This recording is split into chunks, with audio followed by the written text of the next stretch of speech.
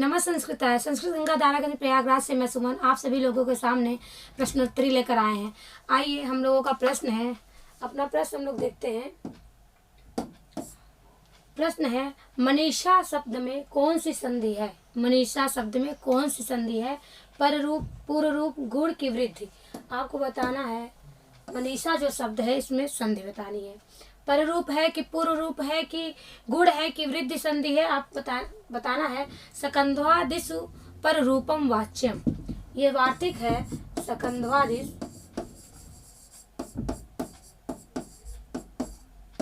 पर रूपम वाच्यम।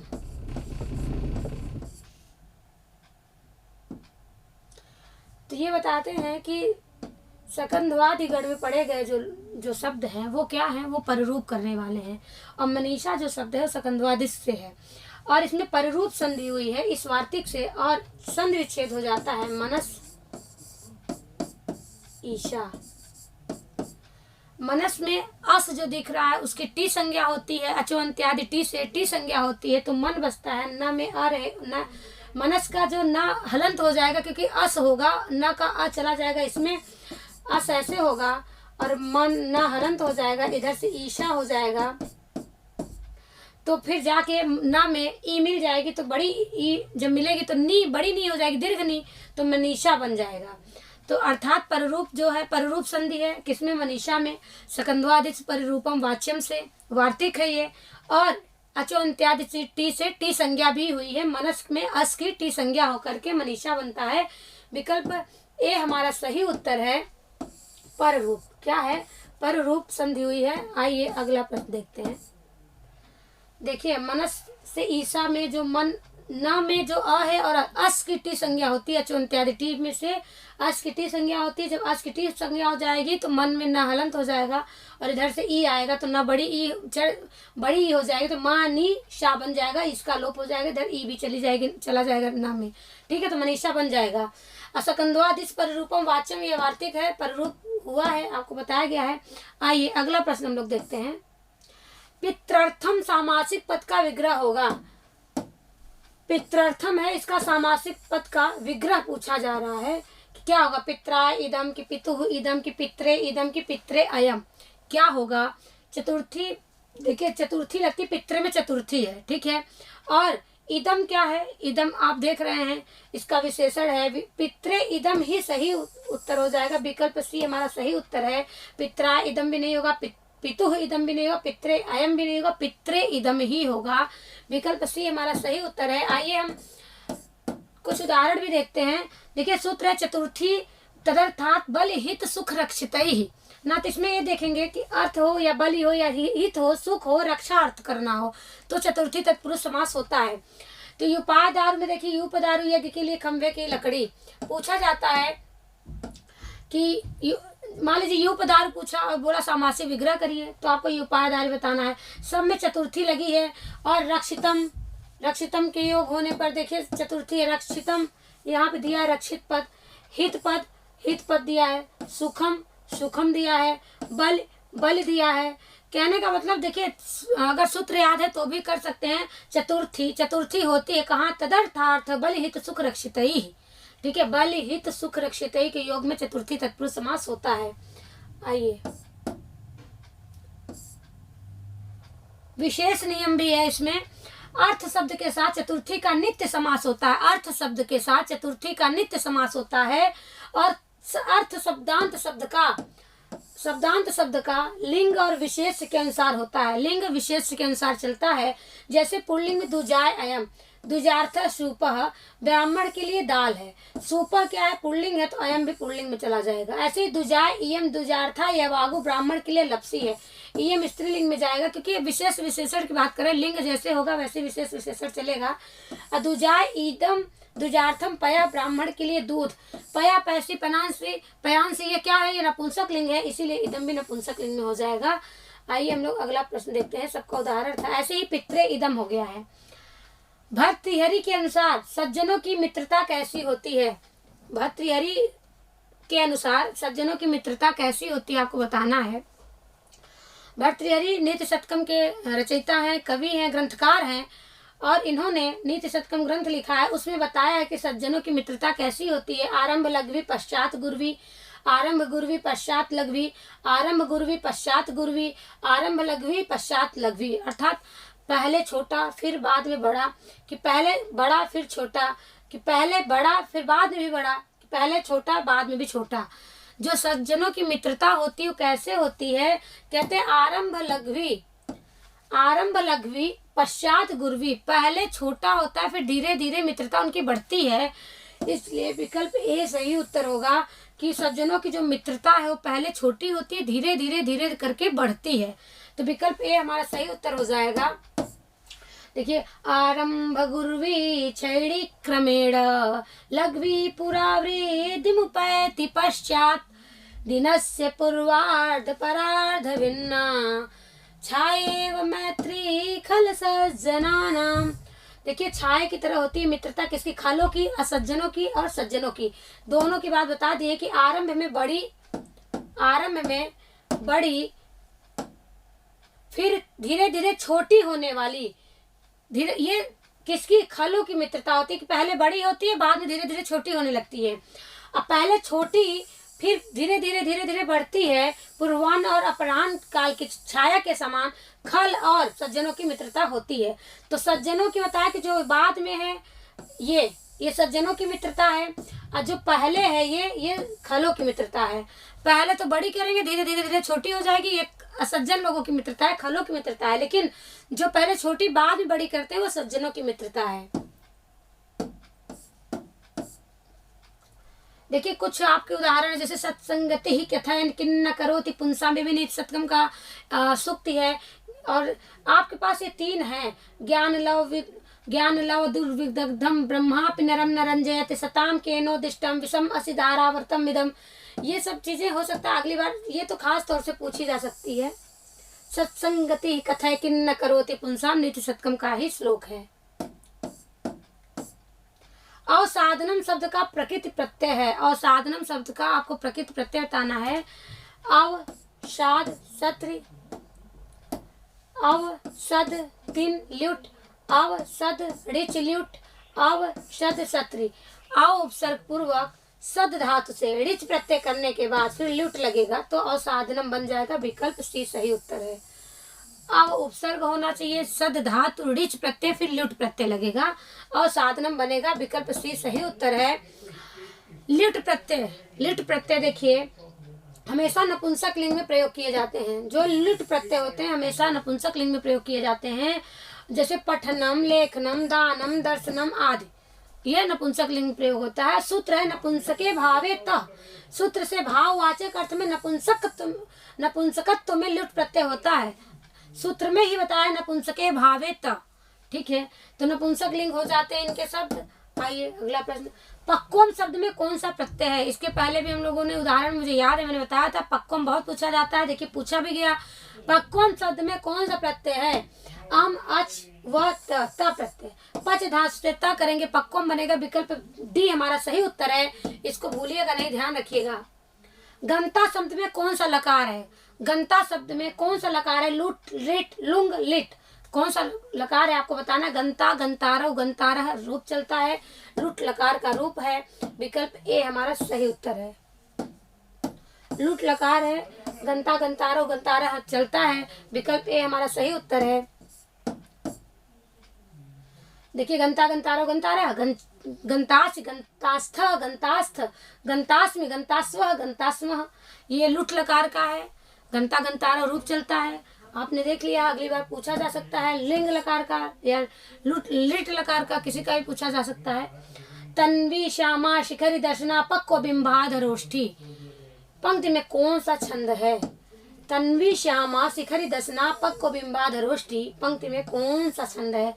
शिखरड़ी, मंदाक्रांता या फिर उपजात की मालिनी। देखिए मेघदूतम का श्लोक है, यक्ष यक्षिणी के लिए कहता है, उसकी तारीफ करता है। तन्वी श्यामा शिखरी दर्शना पक्व बिंबाधरोष्ठी, इसमें शिखरड़ी क्षमता मंदाक्रांता छंद है, क्योंकि मेघदूतम में सर्वांत शुरू से लेके अंतिम तक मंदाक्रांता छंद का प्रयोग किया गया है। यक्ष यक्षिणी के विषय में कह रहा है मेघदूतम में। विकल्प बी सही उत्तर होगा। मंदाक्रांता छंद में कहा गया श्लोक है। चंदन दास पात्र कौन से काव्य में है? चंदन दास जो पात्र है किस काव्य में पाया जाता है? रत्नावली में, मुद्रा राक्षस में, मृच्छकटिकम में, या फिर स्वप्नवासोदत्तम में? किसमें पाया जाता है आपको बताना है। रत्नावली में कि मुद्रा राक्षस में, मृच्छकटिकम में, स्वप्नवासोदत्तम में। मुद्रा राक्षस का ये पात्र है, विकल्प भी सही उत्तर है चंदन दास।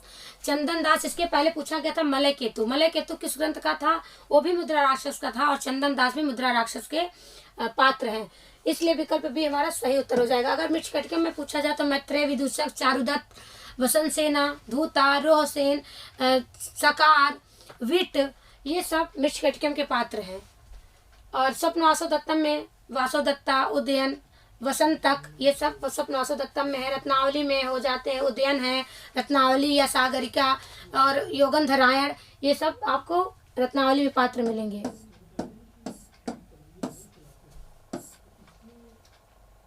देखिए, चंद्रगुप्त उपनायक है, मौर्य साम्राज्य का संस्थापक एवं चाणक्य का शिष्य। मलय केतु महाराज पर्वतक का पुत्र, राक्षस का सहायक, चंद्रगुप्त का प्रतिद्वंदी है। मलय केतु, इसके पहले पूछा गया था मलय केतु के बारे में। राक्षस क्या है? प्रतिनायक है, नंद का महामात्य है तथा चाणक्य का प्रतिद्वंदी है। चंदन दास जो पूछा गया, चंदन दास पाटलिपुत्र का मणिकार श्रेष्ठी है, राक्षस का मित्र है। और भागुरायण मलय केतु का कपटी मित्र है, चाणक्य का गुप्तचर है। सुसिद्धार्थक चांडाल वेशधारी सिद्धार्थक का मित्र है। विराध गुप्त राक्षस का गुप्तचर है। मलय केतु का कंचुकी जाजली है, पूछ लिया जाता है कभी कभी जाजली कौन है, या मलय केतु का कंचुकी कौन है, तो जाजली। आहितुंडिक सपेरा है, असारंग्रह चाणक्य के शिष्य है। वागर्थाव्यूह में कौन सा समास है? आपको बताना है कि वागर्थाव्यूह में कौन सा समास है। तत्पुरुष, नई, अव्ययी भाव, केवल। तत्पुरुष समास है कि नई समास है, कि अव्ययी भाव है, कि केवल समास है? वागर्थाव्यूह में केवल समास है। कौन सा समास है? केवल समास है। विकल्प डी हमारा सही उत्तर है। देखिए, विशेष संज्ञा विनिर्मुक्त केवल समास है, जिसमें विशेष संज्ञा विनिर्मुक्त विशेष संज्ञा नहीं होती है, वहां पर केवल समास होता है। भूतपूर्व जो पहले हुआ हो, पूर्वम भूत, पूर्वम भूत, सुपा से समास होता है, सुपा से समास होता है। वागर्था भी वाणी और अर्थ की तरह वागर्थ, ये वागर्थ और इवेन समासो विभक्ति लोपश्च, ये वार्तिक है। केवल समास के कुछ और भी उदाहरण हैं, वो है पूर्वम अदृष्ट, अदृष्ट पूर्व, पूर्वम अभूत, अभूतपूर्व, न एक नैका। कभी कभी पूछा जाता है नैका कहाँ का है, अभूतपूर्व कहाँ का, अदृष्ट पूर्व में कौन सा समास है? आपको बताना है केवल समास। वागर्था भी पूछा ही गया है, भूतपूर्व भी बहुत पूछा जाता है, भूतपूर्व में भी केवल समास है। आइए अगला प्रश्न देखते हैं। राष्ट्रीय शब्द में कौन सा प्रत्यय है? राष्ट्रीय शब्द में कौन सा प्रत्यय है आपको बताना है। क है कि त है कि घ है कि ट्री है? कौन सा प्रत्यय है राष्ट्रीय में? राष्ट्रीय में घ प्रत्यय है, विकल्प सी हमारा सही उत्तर होगा। राष्ट्रीय शब्द जो है उसमें घ प्रत्यय है। कौन सा प्रत्यय है? घ प्रत्यय है। आइए हम लोग देखते हैं इसका सूत्र, थोड़ा इसके बारे में पढ़ते हैं। राष्ट्रवार पाराद घ खौ, आने ई नी ई फ ढ घ छ घाम प्रत्यादि नाम से घ प्रत्यय के आदि जो घ वर्ण को ई आदेश करता है, ई आदेश ये सूत्र करता है। आने ई नी ई ये सूत्र जो है ई आदेश करता है, ई आदेश होकर के, और यह सेत च से भ संज्ञक होकर के आकार का लोप कर विभक्ति लाने से राष्ट्रीय प्रयोग सिद्ध हो जाता है। घ संज्ञा घ प्रत्यय करने वाला एक सूत्र है राष्ट्रवार पाराद घ खौ, ये सूत्र है। और ई आदेश करने वाला सूत्र है आयने ई नी य फ ढ ख छ घाम प्रत्यादि नाम, ये ई आदेश करता है। आइए हम लोग आगे चलते हैं। जनता शब्द में कौन सा प्रत्यय है? जनता शब्द में कौन सा प्रत्यय है आपको बताना है। त्रिच है कि कैप है कि तल है कि तीन है? कौन सा प्रत्यय है जनता में?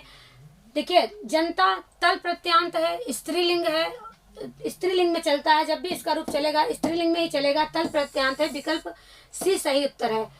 जनता शब्द में तल प्रत्यय है। कौन सा प्रत्यय? तल प्रत्यय है। तीन प्रत्यय भी हम लोगों ने पढ़ा है। बुद्धि, तीन प्रत्यय लगता है, बुद्धा से तीन तो बुद्धि बनता है, ये भी स्त्रीलिंग में बनता है। कि अब त्रिश पढ़ चुके हैं, लेकिन तल प्रत्यय है जनता में। तो और तल प्रत्यय का प्रयोग होता है। सूत्र किसी शब्द को भाववाचक संज्ञा बनाने के लिए उस शब्द में तो अथवा तल प्रत्यय जोड़ते हैं। तो और तल भाववाचक संज्ञा बनाने के लिए जोड़ा जाता है। देखिए, ग्राम जन बंधुभ्यस्तल, चाहे ग्रामता पूछे, चाहे जनता पूछे, चाहे बंधुता पूछे, इन सब में तल प्रत्यय होता है, नित्य स्त्रीलिंग होता है ये।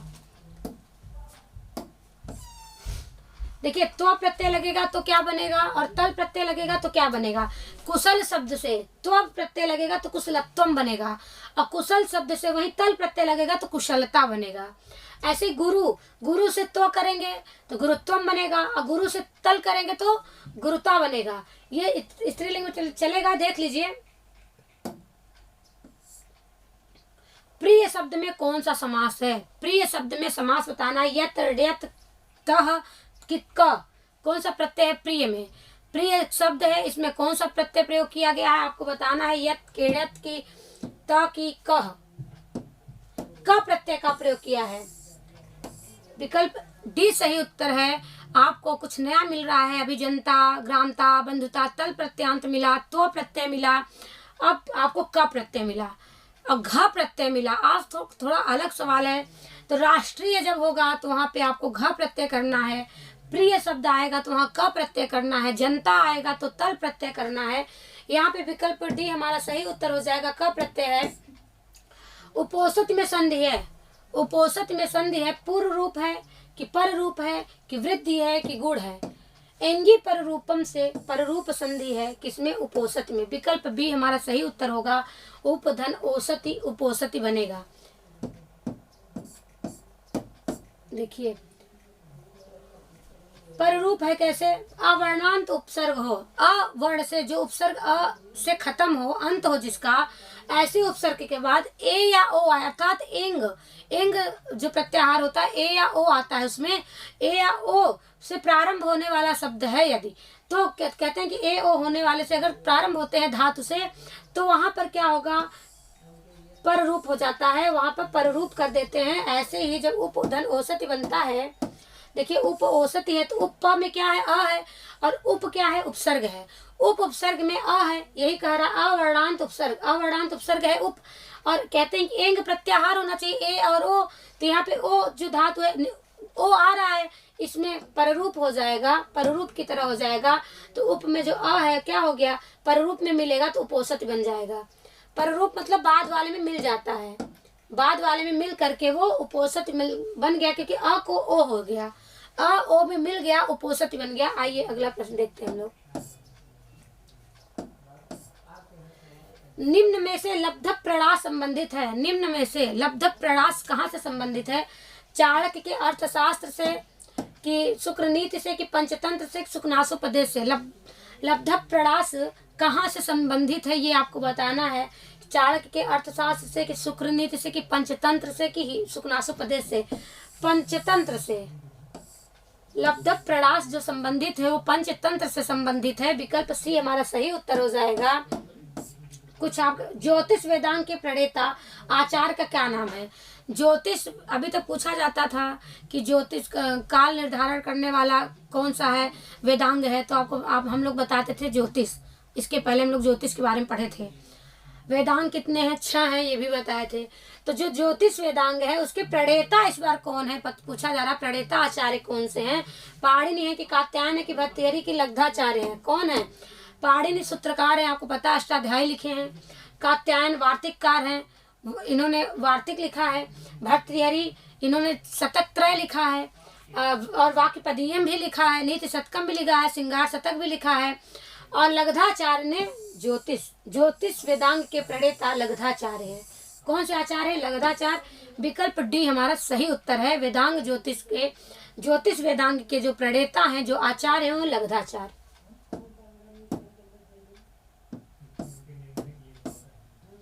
प्रगृह संज्ञक है, प्रगृह संज्ञक कौन सा है। हरि एतौ शिव एतौ हरिणाम विष्णुनाम, कौन है। ईदु दे द्विवचनम प्रगृहम सूत्र है। ईदु दे द्विवचनम प्रगृहम, ये कहते हैं कि ईत की अर्थात बड़ी ही हो, छोटी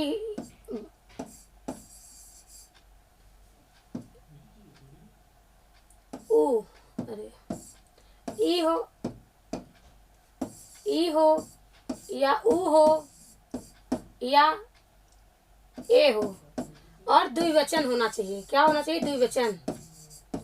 इतने की ईदु दे द्विवचनम प्रगृहम कहता है कि प्रगृह संज्ञा किसकी होगी, जो दीर्घ इकार होगा, जो दीर्घ उकार होगा, जो ए होगा और द्विवचन में जिसका रूप बनेगा, केवल उसी की प्रगृह संज्ञा होती है। तो इसमें हरि क्या है, हरि में आप देख रहे द्विवचन भी है और दीर्घ इकार भी है, इसलिए प्रगृह संज्ञा करने वाला जो सूत्र है ईदु द्विवचनम प्रगृहम से प्रगृह संज्ञा होगी। सिवाय एतो में नहीं होगा। हरि राम षष्ठी विभक्ति का बहुवचन है, हरि शब्द रूप चलेगा, हरि शब्द रूप पढ़ेंगे तो उसमें षष्ठी के बहुवचन में हरि राम बनेगा। और विष्णु नाम, तो ये तीनों की प्रगृह संज्ञा नहीं होगी, हरि एतो की प्रगृह संज्ञा होगी। विकल्प ए हमारा सही उत्तर है। आइए हम लोग देखते हैं। देखिए ईदु दे द्विवचनम प्रगृह, द्विवचनांत दीर्घ इकार की, दीर्घ उकार और एक की प्रगृह संज्ञा होती है। और देखिए विष्णु इमो इसमें दिया गया, अभी तक हरि एतो ये दिया गया, हरि एतो तो हुआ ही था। अगला उदाहरण विष्णु इमो, देखिए विष्णु जो बना है इसमें दीर्घ उकार है और द्विवचन का है, ये द्विवचन का है, इसलिए इसकी क्या होगी, प्रगृह संज्ञा होगी। और गंगे अमु, गंगे में ए है, एक एकार की भी होती है, तो ए है और द्विवचन का है, इसलिए गंगे अमु की भी प्रगृह संज्ञा हुई है। भगवत गीता में निष्काम कर्म का उपदेश किस अध्याय में मिलता है? भगवत गीता में निष्काम कर्म का उपदेश द्वितीय अध्याय में मिलता है। किसमें? द्वितीय अध्याय में कर्म की जो भी बातें कही गई हैं द्वितीय अध्याय में कही गई हैं। विकल्प बी हमारा सही उत्तर है कि भगवत गीता में निष्काम कर्म का उपदेश द्वितीय अध्याय में दिया गया है। कृष्ण जी अर्जुन को देते हैं। धारे उत्तमर्ण में उत्तमण वाचक है, धारे उत्तमर्ण में उत्तमण का वाचक है क्या? उत्तमण का क्या अर्थ होगा बताइए? ऋण देने वाला कि ऋण लेने वाला कि उत्तम वर्ण की परंपरा निभाने वाला? उत्तमण का अर्थ होता है ऋण देने वाला। जो ऋण देता है वो उत्तमण होता है, जो ऋण लेता है वो अधमर्ण होता है। क्या होता है? अधमर्ण। तो जो उत्तम वर्ण वाला होगा वो ऋण देने वाला होगा, जो अधम वर्ण वाला होगा वो ऋण लेने वाला होगा। विकल्प ए हमारा सही उत्तर है। अगला प्रश्न, ध्रुवम पाय अपादानम में अपाय शब्द से क्या तात्पर्य है? ध्रुवम अपाय अपादानम में अपाय शब्द से क्या तात्पर्य है आपको बताना है। अलग होना कि मिलना, कि अलग होना एवं मिलना दोनों की शंका करना। अपाय शब्द को बताना है कि अपाय शब्द का क्या अर्थ है, अलग होना कि मिलना, कि अलग होना मिलना दोनों, या फिर शंका करना। अपाय शब्द का अर्थ है अलग होना, किसी ध्रुव वस्तु से अलग होना। वहां पर ध्रुव अपाय अपादानम होता है, अर्थात अपादान संज्ञा होती है। अपादाने पंचमी से वहां पंचमी विभक्ति हो जाती है। जैसे वृक्षात पत्राणि पतंत, वृक्ष से पत्ते गिरते हैं। तो देखिए ध्रुवम, ध्रुव से जो चीज अपाय हो जाए, अलग हो जाए, उसकी अपादान संज्ञा होती है। विकल्प ए हमारा सही हो गया। अपाय शब्द का क्या अर्थ है? अपाय शब्द का अलग होना। मनुस्मृति के टीकाकार हैं, मनुस्मृति के टीकाकार हैं हेमाद्रि विज्ञानेश्वर कुल्लुक भट्ट की विश्वरूप। कौन है आपको बताना है? मनुस्मृति के टीकाकार हैं कुल्लुक भट्ट। कौन है? कुल्लुक भट्ट है। विकल्प सी सही उत्तर है। जबकि विज्ञानेश्वर विश्वरूप ये याज्ञवल्क्य की स्मृति के टीकाकार हैं। विकल्प सी हमारा सही उत्तर है। आइए हम लोग अगला प्रश्न देखते हैं। घनश्याम, घनश्याम शब्द में समास विधायक सूत्र है। घनश्याम शब्द में समास विधायक सूत्र है सप्तमी सौंडई नस्तद्धिते उपमानानि सामान्य वचनैः नदीभिश्च। उपमानानि सामान्य वचनैः, घनश्याम में क्या? घन इव श्यामा, इसका विच्छेद होगा घन इव श्यामा, अर्थात बादल के समान काला। तो बादल के समान काला, तो उपमान की बात हो रही, उपमान उपमेय की बात हो रही। जहाँ उपमान आज की बात होती है, सामान्य वचनों में कही जाती है, वहीं पर क्या होता है? उपमानानि सामान्य वचने से कर्मधारय समास हो जाता है। कर्मधारय समास का सूत्र है। विकल्प सी सही उत्तर हो जाएगा। घनश्याम में उपमानानि सामान्य वचने से समास हुआ है। समास विधायक सूत्र कौन सा है? उपमानानि सामान्य वचने, जो कि कर्मधारय समास का ये सूत्र है। विकल्प सी हमारा सही उत्तर है। आइए देखिए, घन इव श्यामा, घन श्यामा, ऐसे ही हो सकता है घन श्यामा इस बार पूछा गया। अगली बार समास विग्रह करें तो क्या पूछा जाएगा, तो घन इव श्यामा लिखना है। उसके बाद आपको देखना है विद्युत चंचला भी उसका उदाहरण है, चंद्रोज्ज्वला भी है, चंद्रमुखम भी है, नरसिंह भी है, पुरुष सिंह भी है। कोई भी पूछा जा सकता है। ये बहुत ही इंपॉर्टेंट है, इसको जरूर आप अपने पास रखिएगा। देखिए अगला प्रश्न, इत संज्ञक का कार्य क्या होता है? इत संज्ञक का कार्य क्या होता है? आगम, आदेश, लोप, विराम। इत संज्ञक जो होता है क्या कार्य करता है, कैसा कार्य करता है, तो आगम करता है कि आदेश करता है कि लोप करता है कि विराम करता है। देखिए इत संज्ञक जो होती है हलंत्यम सूत्र से इत संज्ञा की जाती है, उपदेशे अंतम हल इस्चात, फिर उपदेशे आद्योच्चारणम, जो सबसे पहले आद्य उच्चारण होता है उसे उपदेश कहते हैं। और उपदेश की अवस्था में जो होता है अंतिम अच की उपदेशे अंतिम हल इच्चात, उपदेश की अवस्था में जो अंतिम हल होता है उसकी इत संज्ञा होती है।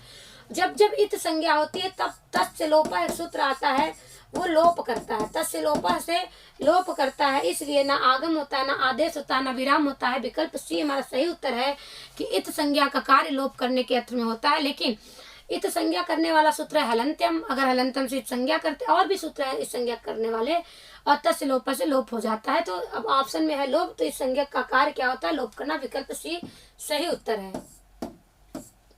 संचारणी दीप शिखेव रात्रौ रघुवंश महाकाव्य उक्त किस संदर्भ में वर्णित है? संचारणी दीप शिखेव रात्रौ रघुवंश महाकाव्य में यह उक्ति किसके संदर्भ में प्रयुक्त हुई है, आपको बताना है। देखिए संचारणी दीप शिखेव रात्रौ, ये तो रघुवंशम का है, और इसी से दीप शिखा की उपाधि मिली है कालिदास को, इसी श्लोक से। और ये रघुवंशम के छठे सर्ग में आया है, और ये इंदुमती स्वयंवर के प्रसंग में है।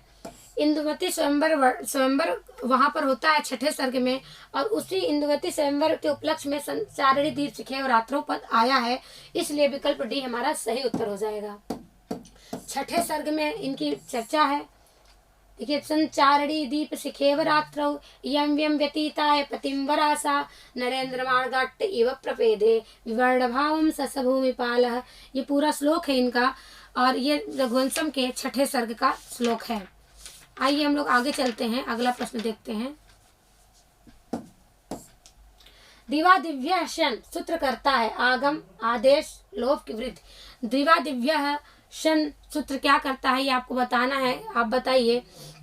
आगम करता है कि आदेश करता है कि लोप करता है कि वृद्धि करता है? देखिए दिवा दिव्य शन आदेश करता है, क्या करता है, आदेश करता है। विकल्प बी सही उत्तर होगा। दिवा दिव्य, ये गढ़ा 10 गढ़ होते हैं, उन 10 गढ़ों में है दिवा दिव्य, दिवादिगढ़ होता है। दिवा दिव्य शन आदेश करता है। विकल्प बी सही उत्तर हो जाएगा। न लोप करता है, न वृद्धि करता है।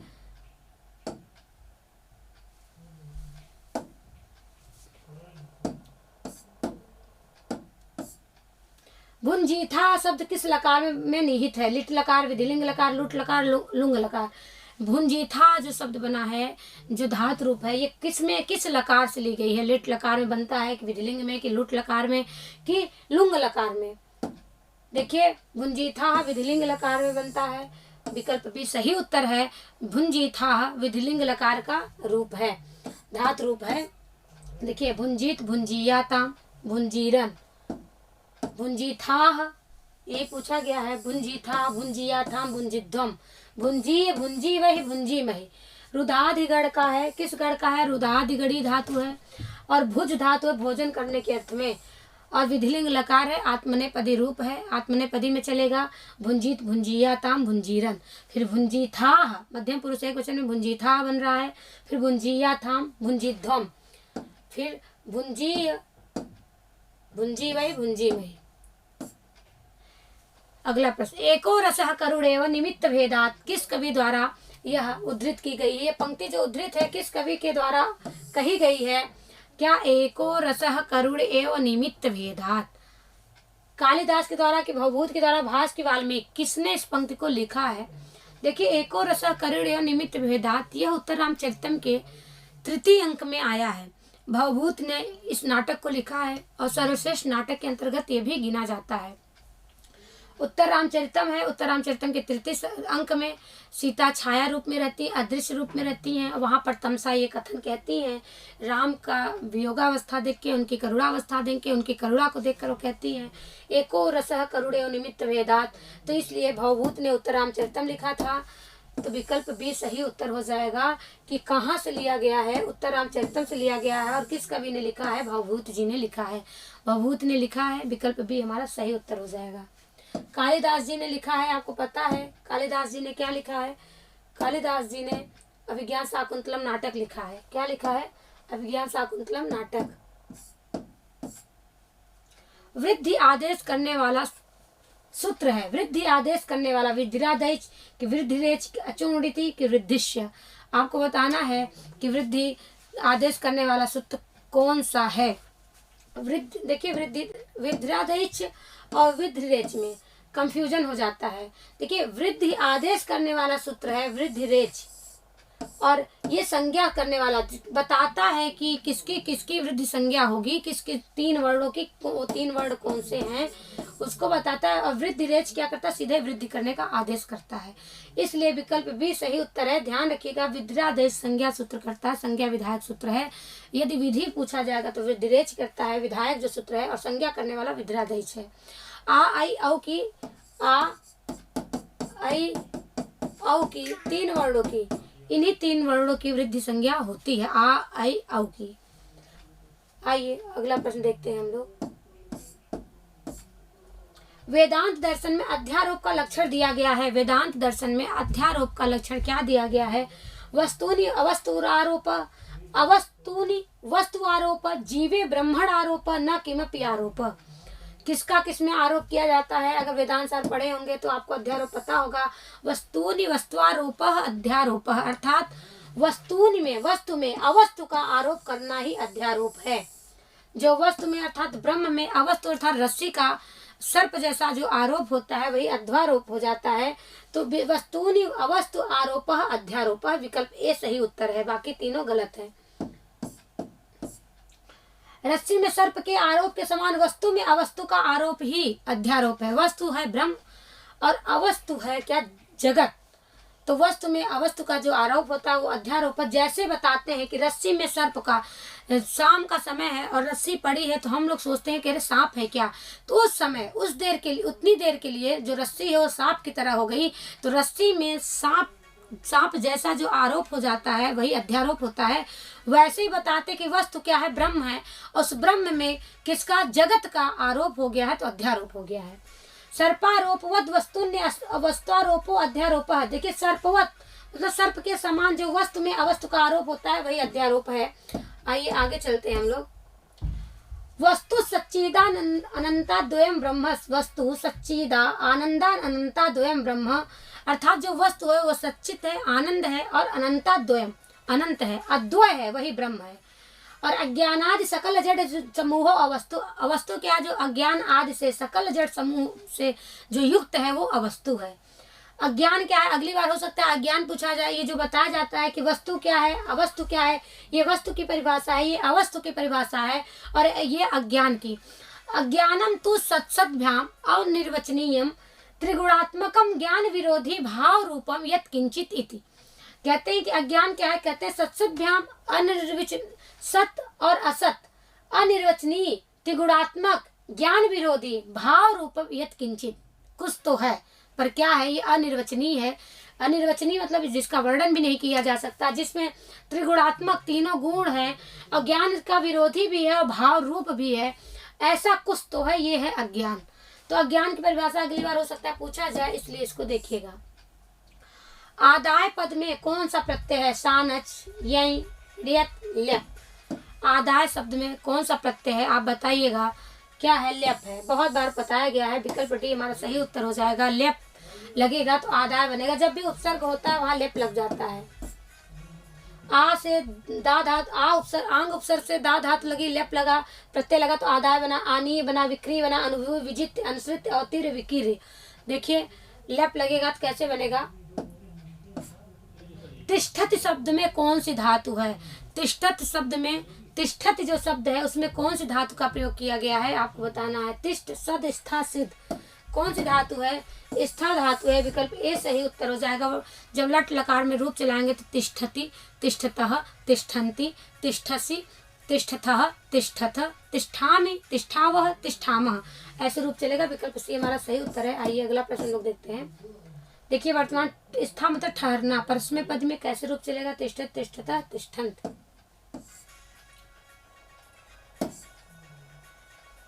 अगला प्रश्न है, ननमय युतेयम मालिनी भोग लोकैहि में भोग से क्या तात्पर्य है। भोग से क्या तात्पर्य है? देखिए मालिनी छंद का लक्षण है नन्मय युतेयम मालिनी भोगी लोकई। तो उसमें भोग शब्द से, जो भोगी लोकई हम लोग बोलते हैं, ये इसमें भोग शब्द से क्या तात्पर्य है बताना। सर्प योनि की सर्प योनि 8 की सर्प योनि 9 की भोक्ता 4 के भोग करने वाला। देखिए इससे ये समझ में आता है कि भोग लोक यति के लिए बताया गया है। पहले 8वें अक्षर पर यति होगी, फिर उसके बाद 8वें वर्ण पे, फिर 7 वर्ण पे, ठीक है। तो इसलिए 8 ये सर्प योनि की बात हो रही है। और कितने सर्प योनि होते हैं? 8 होते हैं। इसलिए विकल्प ए सही हो जाएगा। और लोग कितने होते हैं? 7 नीचे 7 ऊपर, दोनों मिलाएंगे तो 14 हो जाएगा। वैसे लोग 7 होते हैं, 7 नीचे के 7 ऊपर के। तो कहते हैं कि लोग 7 पहले 8वें पर यति होगी, फिर 7वें पर यति होगी। तो उनका भोग इससे मतलब है सर्प योनि, जो कि 8 और यति के लिए बताया गया है, निर्देश दिया गया है। विकल्प ए हमारा सही उत्तर हो जाएगा। देखिए नन्मय युतेयम मालिनी भोगी लोकई, ये देखिए आपके लिए है। भोगी भी ही अष्टभी 8 सर्प योनियों के द्वारा। भोग से तात्पर्य सर्प योनि 8 हैं, जहां पर हमको यति लेनी है। पंचरात्रम नाटक की कथा वस्तु महाभारत के किस पर्व में पाई जाती है? विराट पर्व में, आदि पर्व में, भीष्म पर्व में, कि वन पर्व, विराट पर्व, दोनों में किसमें पाई जाती है? पंचरात्रम नाटक का जो कथानक है वो कहाँ पाया जाता है, किस पर्व में पाया जाता है, आपको बताना है। विराट में कि आदि में कि भीष्म में? देखिए भीष्म पर्व में गीता है, सभा पर्व से शिशुपाल वधम है, वन पर्व से नैषधि चरितम है, और किरातार्जुनीयम भी है, ठीक है। आदि पर्व से अभिज्ञान शाकुंतलम है, विराट पर्व से पंचरात्रम है। कहाँ से? विराट पर्व से। विकल्प ए सही उत्तर हो जाएगा कि पंचरात्रम नाटक की कथा वस्तु महाभारत के विराट पर्व से ली गई है। किस पर्व से ली गई है? विराट पर्व से ली गई है। इसलिए ये भास के द्वारा लिखा गया नाटक है। कौन सा? पंचरात्रम भास ने लिखा है, और नाटक है, और विराट पर्व से लिया गया है। महाभारत के विराट पर्व से इसकी कथा मिलती है। विकल्प ए हमारा सही उत्तर हो जाएगा। देखिए पंचरात्रम जो कि भास ने लिखा है, महाभारत के विराट पर्व से। किरातार्जुनीयम महाभारत के वन पर्व से। शिशुपाल वधम ये भी महाभारत के वन पर्व से है। शिशुपाल वधम महाभारत के सभा पर्व से है। नैषधि चरितम वन पर्व से है, महाभारत के वन पर्व से है। अभिज्ञान शाकुंतल जो है देखिए महाभारत के आदि पर्व से है। अवेड़ी सन्नार महाभारत के सभा पर्व से है। गीता महाभारत के भीष्म पर्व से है। इसमें कोई भी पर्व से पूछा जा सकता है, देख लीजिए, आपके लिए कंप्लीट नोट्स है। आइए हम लोग आगे चलते हैं। शेषो घ्यसक किस संज्ञा का विधायक है? शेषो घ्यसक ये सूत्र है, किस संज्ञा का विधायक है, आपको बताना है। नदी संज्ञा विधायक है, सखी संज्ञा विधायक, घी संज्ञा की टी संज्ञा? देखिए नदी शब्द, नदी संज्ञा विधायक है। शेषो घ्यसक ये सूत्र है, ये किस संज्ञा का विधायक सूत्र है? नदी करने वाला है, कि घी करने वाला है, कि सखी करने वाला है, कि टी करने वाला है? ये आपको बताना है। किसका विधायक है? तो आप बताइए। घी संज्ञा करने वाला है, यहीं पे लिखा है शेषो घ्यसक, अर्थात जो देखिए घी संज्ञा करता है। विकल्प सी सही उत्तर है। लेकिन इसमें एक चीज और है, ये कहते हैं कि जो ह्रस्व इकार और उकार होंगे सखी शब्द को छोड़कर, ह्रस्व इकार, ह्रस्व मतलब छोटा, और उकार, कहते हैं कि इस ह्रस्व इकार और ह्रस्व उकार की, लेकिन सखी शब्द को छोड़, असखी मतलब सखी शब्द को, क्योंकि सखी में भी ह्रस्व ई है, छोटी ई है, इसलिए बोल देते हैं कि सखी शब्द को छोड़कर ह्रस्व इकार और ह्रस्व उकार की घी संज्ञा होती है। विकल्प सी हमारा सही उत्तर है। शेषो घ्यसक ही घी संज्ञा करने वाला सूत्र है। छांदोग्योपनिषद कौन से वेद से संबंधित है? छांदोग्योपनिषद किस उपनिषद से संबंधित है, किस वेद से संबंधित है? ऋग्वेद से, कि यजुर्वेद से, कि सामवेद से, कि अथर्ववेद से? छांदोग्योपनिषद किस वेद से संबंधित है? ऋग्वेद, यजुर्वेद, सामवेद, कि अथर्ववेद? किसका ये उपनिषद है आपको बताना है। ऋग्वेद का, यजुर्वेद का, सामवेद का है? किसका है? सामवेद के उपनिषद है।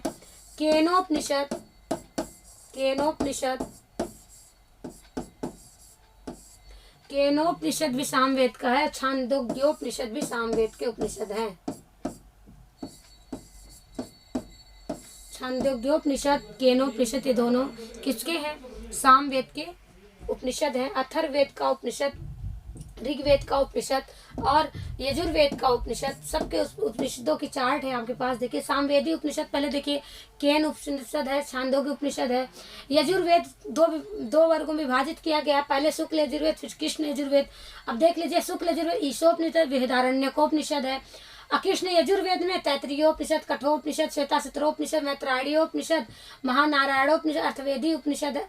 अब देखिए ये नारायणोपनिषद के बाद अथर्वेदी उपनिषद, ये तीन, इसको पहले भी बताया जा चुका है। प्रश्नोपनिषद, मुंडकोपनिषद, मांडुक्योपनिषद पहले भी बताया जा चुका है। देखिए शुक्ल यजुर्वेद के ईशोपनिषद, बृहदारण्यकोपनिषद दो ही हैं। फिर कृष्ण यजुर्वेद में इतने सारे, तैत्तिरीयोपनिषद, कठोपनिषद सबसे ज्यादा इंपॉर्टेंट है, जिससे सूक्तियां पूछी जाती हैं। और अथर्वेद के तीन हैं, ठीक है, मांडुक्योप, मुंडकोप और प्रश्नोपनिषद।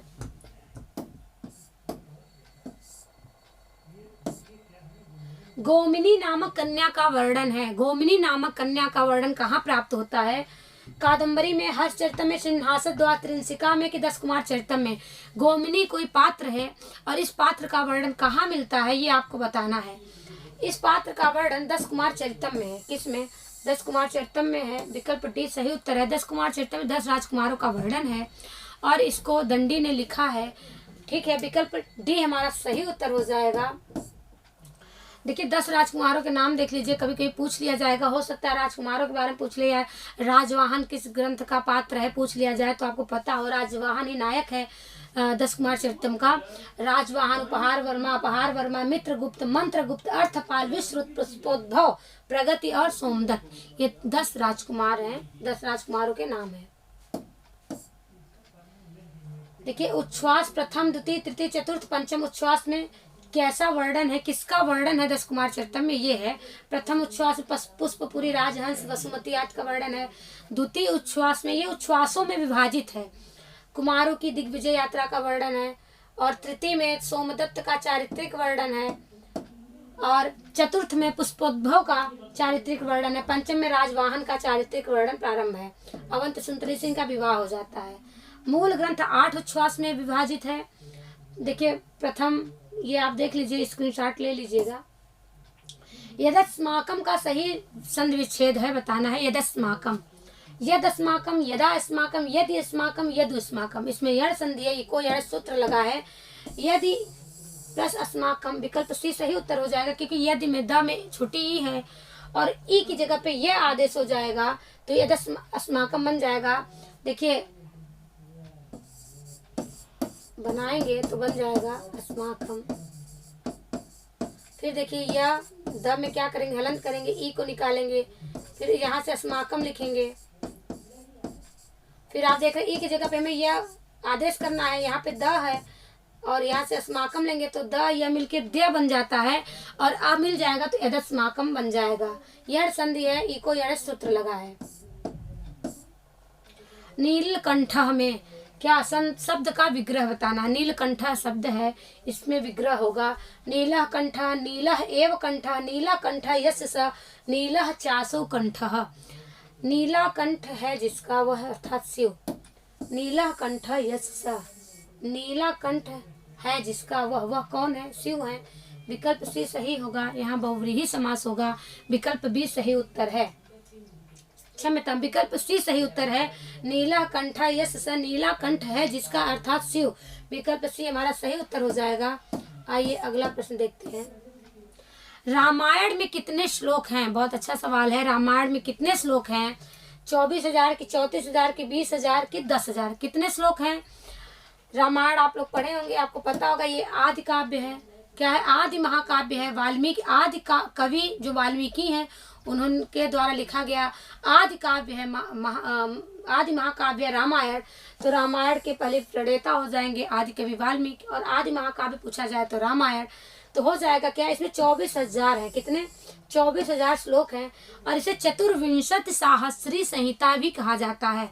चतुर्विंशति सहस्री संहिता अर्थात 24,000 श्लोकों वाला जो ग्रंथ है वो है रामायण। विकल्प ए हमारा सही उत्तर है। और महाभारत को शत सहस्री संहिता कहते हैं, क्योंकि उसमें कितने हैं, उतने उसमें 1,00,000 श्लोक हैं। और रामायण में कितने हैं, रामायण में 24,000 श्लोक हैं। देखिए 7 कांडों में विभाजित है रामायण, बाल कांड, अयोध्या कांड, अरण्य कांड, किष्किंधा कांड, सुंदर कांड, युद्ध कांड, उत्तर कांड, ये 7 कांड हैं और सर्गों में विभाजित है। सर्ग संख्या आपके सामने है। आइए अगला प्रश्न हम लोग देखते हैं।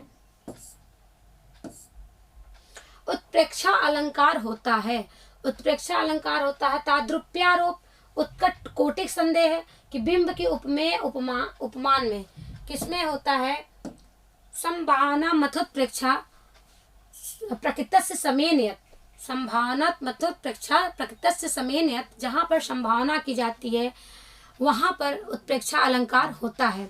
तो आपको बताना है कि इस विकल्प में क्या होगा, ये आप बताइए। कि देखिए उपमेय और उपमान में ही होता है संभावना, इसलिए क्या हो जाएगा, उपमेय और उपमान में, उपमेय और उपमान में जहाँ पे संभावना की जाती है वहाँ पे उत्प्रेक्षा अलंकार होता है। मम्मट के अनुसार ही उनका लक्षण है कि संभावना मतोत्प्रेक्षा प्रकृतस्य समेनयत, ये मम्मट के अनुसार लक्षण है और विकल्प डी सही उत्तर है।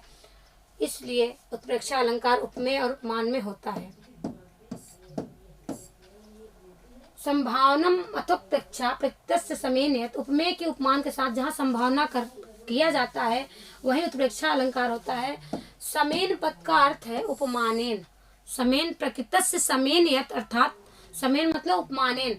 देखिए कुछ उदाहरण है उत्प्रेक्षा अलंकार के, जो श्लोक हैं जैसे रघुवंशम में से ये उद्धृत है, ज्ञाने मौनम क्षमा सक्तौ त्यागे श्लाघा विपर्ययः, ये जो है रघुवंशम से है लेकिन उत्प्रेक्षा अलंकार है, इसमें भी उत्प्रेक्षा अलंकार है। देखिए लिम्पति तमोंगानि वर्षति वांजनम नभः, ये मृच्छकटिकम में आता है, पाया जाता है श्लोक, इसमें भी उत्प्रेक्षा अलंकार है। अगला प्रश्न, छाया सीता, छाया सीता की कल्पना किस ग्रंथ में है, छाया सीता की कल्पना किस ग्रंथ में है, रघुवंशम में है कि बाल रामायण में है कि उत्तर रामचरितम में कि महावीर चरितम में। इसके पहले अभी हम लोग पढ़े थे एको रसः करुणेयो निमित्त भेदात, ये जो हम लोग श्लोक प्रश्न पढ़े थे कि श्लोक कहाँ उद्धृत है, कहाँ पाया जाता है, किस कवि ने लिखा है। तो देखिए हमने अभी बताया कि छाया सीता उत्तर रामचरितम के 3 अंक का छाया अंक नाम है, जिसमें छाया सीता का ही वर्णन है, इसीलिए उसका नाम है छायांक। और ये किसने लिखा है, भवभूत ने लिखा है। किस ग्रंथ में, किस ग्रंथ को लिखा है, उत्तर रामचरितम। तो छाया सीता जो है उत्तर रामचरितम के पात्र हैं, या छाया सीता की जो कल्पना की गई है उत्तर रामचरितम ग्रंथ में की गई है। विकल्प सी सही उत्तर है, उत्तर रामचरितम में छाया सीता की कल्पना की गई है। विकल्प सी सही है, उत्तर रामचरितम के 3 अंक में, और उसका नाम भी है छायांक। संधि शब्द कौन से लिंग में आता है, नपुंसक लिंग के पुल्लिंग के स्त्रीलिंग के तीनों लिंग में। संधि शब्द बोलने से कैसा लगता है, देखिए पहली बात तो 3 लिंग होते हैं, पुल्लिंग, स्त्रीलिंग और नपुंसक लिंग। उन तीनों लिंगों में आपको बताना है कि जो संधि है वो किस लिंग में है, बताइए। संधि कहने से हमको लगता है जैसे स्त्रीलिंग हो, संधि, निधि, दधि, ये सब लोग कहते हैं तो कहते हैं अरे ये तो स्त्रीलिंग है, लेकिन संधि शब्द क्या है, पुल्लिंग है। क्या है, पुल्लिंग में है। विकल्प भी सही है। लिंग भी पढ़ना है, बहुत सारे लिंग एक वचनांत देखने में लगते हैं वो बहुवचनांत होते हैं, जो बहुवचनांत देखने में लगते हैं एक वचनांत होते हैं, जो सुनने में लगते हैं कि पुल्लिंग है वो लगता है स्त्रीलिंग है, जो स्त्रीलिंग लगता है वो पुल्लिंग में हो जाते हैं। इसलिए लिंग प्रकरण पढ़ना चाहिए। संधि शब्द किस लिंग में आता है, तो संधि शब्द पुल्लिंग में आता है। विकल्प बी हमारा सही उत्तर हो जाएगा। सम धा की प्रत्यय करते हैं, देखिए यहाँ पे सम उपसर्ग पूर्वक धा धातु से की प्रत्यय करते हैं तो संधि पद बनता है। सम उपसर्ग पूर्वक धा धातु से की प्रत्यय करेंगे तो संधि बनेगा, पुल्लिंग में होगा। संधि शब्द का क्या अर्थ है, मेल अथवा जोड़। क्या है, मेल अथवा जोड़ संधि शब्द का अर्थ है। इस प्रकार 2 वर्णों के मेल से जो विकार उत्पन्न होता है उसे संधि कहते हैं। जब 2 वर्णों का मेल होता है वहां पर जो विकार उत्पन्न होता है, जो परिवर्तन होता है, उसी को संधि कहते हैं। संधि की परिभाषा भी हो गई। अगला प्रश्न है, देखिए संहिता संधि के लिए अनिवार्य तत्व है, आपको पता है। संहितैक पदे नित्या, नित्या धातु उपसर्गे और नित्या समासे वाक्य तो सा विवक्षाम अपेक्षते। कहते हैं कि संहिता हो तो संधि अनिवार्य। कहाँ कहाँ संधि करना अनिवार्य है बताया जा रहा है। संहितैक पदे नित्या, नित्या धातु उपसर्ग हो। पहले बात तो संहिता होने पर, फिर धातु उपसर्ग होने पर, फिर कहते हैं एक समास, जब समास होता है तो वहाँ नित्य होता है। अब वाक्य में कहते हैं कि अब कर्ता के ऊपर डिपेंड होता है कि कर्ता करना चाहता है कि नहीं करना चाहता है। वाक्य में कहते हैं विवक्षित है, इच्छा की कर्ता की इच्छा पर निर्भर है। समासोक्ति अलंकार में व्यंग्य होता है। प्रस्तुत अर्थ की अप्रस्तुत अर्थ की, प्रस्तुत और अप्रस्तुत दोनों में, कि व्यंग्यार्थ में समासोक्ति जो अलंकार है उसमें व्यंग्य होता है। कहाँ होता है? प्रस्तुत अर्थ में होता है कि अप्रस्तुत अर्थ में होता है कि प्रस्तुत अप्रस्तुत दोनों में होता है कि व्यंग्यार्थ में होता है, कहाँ होता है बताना है। जो समासोक्ति है उसमें व्यंग्यार्थ, देखिए परोक्ति भेद कई ही श्रेष्ठई समासोक्ति ही, ये का प्रकाश मम्मट ने लक्षण लिखा है। परोक्तई भेदकई ही श्रेष्ठई समासोक्ति ही, तो कहते हैं कि वहाँ पे अप्रस्तुत अर्थ में व्यंग्य होता है। कहाँ पर होता है? अप्रस्तुत अर्थ में व्यंग्य होता है। विकल्प भी हमारा सही उत्तर है। समासोक्ति का जो लक्षण है बताया गया, परोक्तई भेदकई श्रेष्ठई समासोक्ति ही। अप्रस्तुत अर्थ में क्या होता है? व्यंग्य होता है। विकल्प भी हमारा सही उत्तर है। और आइए अगला प्रश्न हम लोग देखते हैं। देखिए प्रश्न हमारा, परोक्तई भेदकई श्रेष्ठई समासोक्ति काव्य प्रकाश में कहा गया है, और साहित्य दर्पण में देखिए ये कहा गया है। यदि प्रस्तुत वृत्तांत के वर्णन द्वारा अप्रस्तुत वृत्तांत का ज्ञान हो, वहाँ संक्षिप्त उक्ति के कारण समासोक्ति होता है। ठीक है, ये आपके लक्षण है। दोनों लक्षण है, काव्य प्रकाश का भी, साहित्य दर्पण का भी, और डिटेल भी है। यदि प्रस्तुत वृत्तांत के वर्णन द्वारा अप्रस्तुत वृत्तांत का ज्ञान हो, वहाँ संक्षिप्त उक्ति के कारण समासोक्ति अलंकार होता है। उदाहरण है, लब्ध्वा तो बाहु स्पर्शः यस्यास्य कोप्युलासः जय लक्ष्मीस्तव विरहे न खलु ज्वला दुर्बला ननुसा। ये आपका उदाहरण है, अर्थात समासोक्ति का उदाहरण है। सरसिजम शब्द में समास है, कर्मधार है, द्विगु तत्पुरुष बहुव्रीहि। सरसिजम पद है, इसमें कौन सा समास होगा आप बताइएगा। सरसिजम में समास है, क्या कर्मधार है, द्विगु तत्पुरुष बहुव्रीहि। 4 विकल्प आपके सामने हैं, आपको बताना है कि कौन सा समास है। सरसिजम में तत्पुरुष समास है। कौन सा समास है? तत्पुरुष। विकल्प सी हमारा सही उत्तर है। सरसिजम शब्द में तत्पुरुष समास है, द्विगु नहीं है, कर्मधारय नहीं है और बहुव्रीहि नहीं है। विकल्प सी हमारा सही उत्तर है। उपदमानी कहते हैं, उपदमानी किसे कहते हैं? क ख ट ठ प फ त थ। यहाँ पे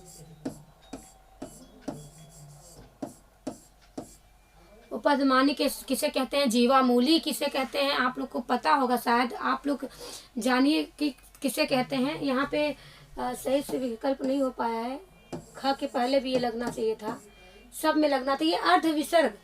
अर्धविसर्ग सदृशो जीवामूलीय, अर्धविसर्ग सदृशो उपदमानी। मतलब जो ये विसर्ग होता है इसी को बताते हैं, जो अर्ध होता है अर्थात आधा आधा। यहाँ से काट देंगे तो देखिए क्या बनेगा, तब ऐसे बन जाएगा, ऐसे। इधर नीचे वाला भी कट गया, ऊपर वाला भी कट गया, तो अर्ध विसर्ग जैसा जो दिखता है वो क्या है? वही जीवामूली उपदमानी है। लेकिन जो प फ के पहले दिखेगा अर्ध विसर्ग जैसा, वो उपदमानी कहा जाएगा। जो क ख के पहले अर्ध विसर्ग जैसा दिखेगा वो जीवामूली कहा जाएगा। ठीक है, जब कभी पूछा जाएगा अभी तो उपदमानी कौन सा है, तो ये प फ जिसमें ये अर्ध विसर्ग जैसा लगा रहना चाहिए, और जीवामूली कहा जाएगा तो क ख के पहले लगा रहना चाहिए। क ऐसे, फिर ऐसे, ख। ये है जीवामूली। क्या है? ये जीवामूली है। और जीवामूली क ख, और ये प फ के आगे जो अर्ध विसर्ग जैसा लगा रहता है वो जीवा उपदमानी होता है। तो विकल्प सी हमारा सही उत्तर हो जाएगा। प फ जीवा अर्ध विसर्ग जैसा रहना अनिवार्य है, इसमें नहीं है लेकिन रहना अनिवार्य है। वर्णों के उच्चारण स्थान 8 होते हैं, ये आपके कुछ सामने हैं। अकुह विसर्जनीया नाम कंठः, देखिए एक है, हमने इसके पहले उच्चारण स्थान में बताया था लेकिन नोट्स नहीं दिया था, ये आपके लिए है। अकुह विसर्जनीया नाम कंठः, इचु ईशा नाम ताल, ऋतु रसाणाम मूर्धा, ऋतु लसा नाम दंताः, उपपद्मानीया नाम ओष्ठौ। तो इसमें देखना है कि अ से अ आ जाएगा, कु से क ख ग गंगा, ह से ह, विसर्ग से विसर्ग, इतने का उच्चारण स्थान कंठ हो जाता है। फिर इचु ईशा नाम ताल से ई, चू से च जैसे इया, य से य, और ये सलजम वाला स से क्या हो जाएगा? ताल हो जाएगा, इससे ताल बोले जाते हैं। ताल से ये बोले जाते हैं। ऋतु रसाणाम मूर्धा में देखेंगे री टू मतलब टवर ट और र और मूर्धन ये जो स होता है खटकोड़ वाला, इसको मूर्धा से बोले जाते हैं। फिर ऋतु लसानाम दंता में जो री है, स्वर जो री होता है, तू मतलब तथा धना, और ल से लट्टू, स से सरौता, इतना जो है दंत से बोला जाता है। और उपपदमानिया नाम ओष्ठ, उ पफ म उपधमानी, इतने ओष्ठ से बोले जाते हैं। आगे देखिए एमं गणना नाम नासिका च, कहते हैं जो पंचमाक्षर है इया अंगा ड़ न म, ये पांचवें अक्षर जो सब वर्गों के हैं वो अपने उच्चारण के साथ साथ नासिका से भी बोले जाते हैं। और ए दैतो कंठ तालु, जो ए ऐ है वो कंठ और तालु से बोला जाता है। ओ दैतो कंठोष्ठम, जो ओ और औ है वो कंठ और ओष्ठ से बोला जाता है। वकार से दंतोष्ठम, वह जो है दंत और ओष्ठ से बोला जाता है, वह से वकील। अजिह्वा मूलीय से जिह्वा मूलम, जो जिह्वा मूली क है वो जिह्वा मूल से बोले जाते हैं। और नासिका अनुस्वार से, अनुस्वार नासिका से बोले जाते हैं। हमारा लोग का प्रश्न है कथा सरित सागर ग्रंथ के मूल में है। कथा सरित सागर ग्रंथ के मूल में है, क्या है? सिंहासन द्वात्रिंशिका, वेताल पंचविंशति, बृहत कथा, कथा कौस्तुभ। कौन है जो कथा सरित सागर के मूल में है? बृहत कथा है। क्या है? बृहत कथा। विकल्प सी सही उत्तर है। बृहत कथा कथा सरित सागर ग्रंथ के मूल में पाया जाता है। उपमेय का निगरण कर उपमान के साथ उसका अभेद स्थापना कहलाता है।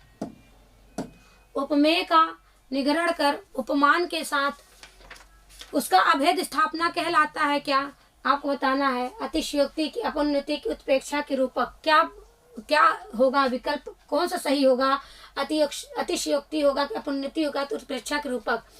देखिए इसमें दिया है उपमेय का निगरण कर उपमान के साथ उसका अभेद स्थापना कहलाता है अतिशयोक्ति। जहाँ पर बहुत बढ़ा चढ़ा के बातें कही जाती हैं, हाइपरबोल जिसे कहते हैं, वहाँ पे अतिशयोक्ति होता है।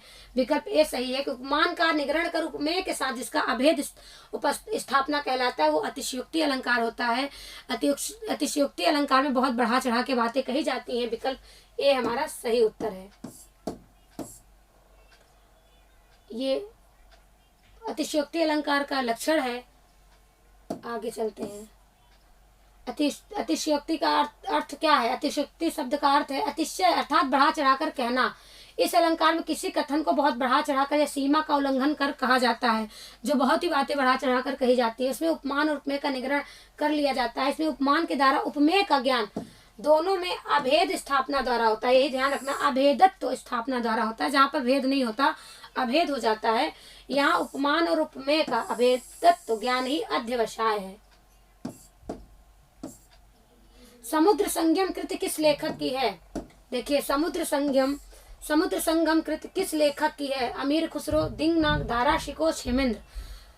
ये भी बहुत यूनिक सवाल हो गया है। समुद्र संगम किस यह जो कृति है किस लेखक के द्वारा लिखी गई है? अमीर खुसरो ने लिखा है कि दिंगनाग ने, कि दारा शिकोह ने, कि क्षेमेंद्र ने? किसने लिखा है? आप उत्तर बताइए।